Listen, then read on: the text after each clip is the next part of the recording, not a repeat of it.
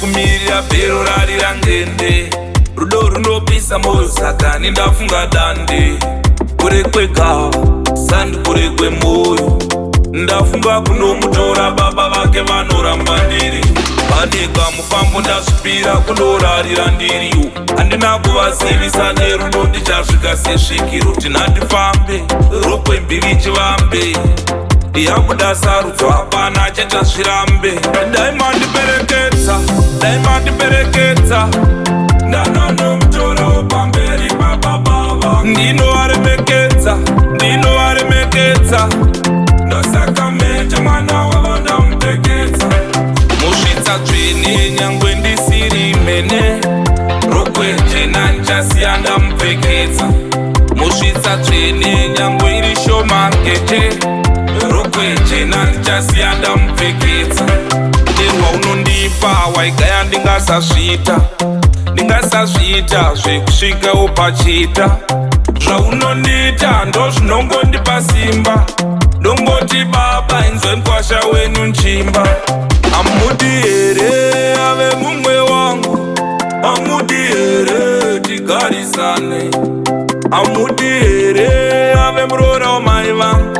Amudi here tibatewo pamwe. Ndokutengera ifoko ina mahara fofo. Danga raita doko ndakutosunga joko. Ndokutengera ifoko ritare koko.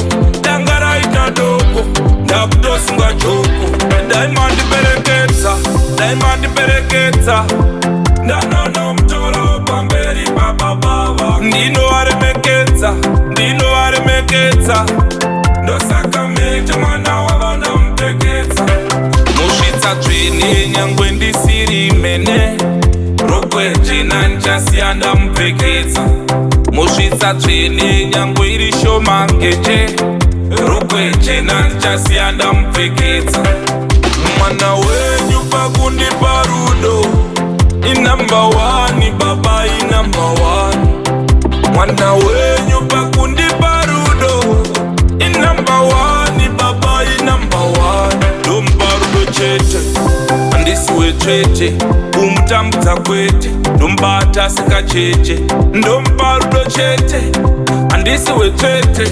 Kumushandisa kwete ndombata sikacheche.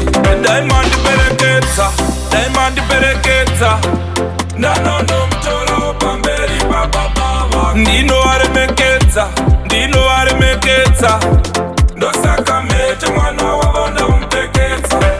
Musvitsa tsvene nyangwe ndisiri mene. Rokwe jena ndichasiya ndamupfekedza. Musvitsa tsvene nyangwe iri shoma ngeche. Rokwe jena ndichasiya ndamupfekedza.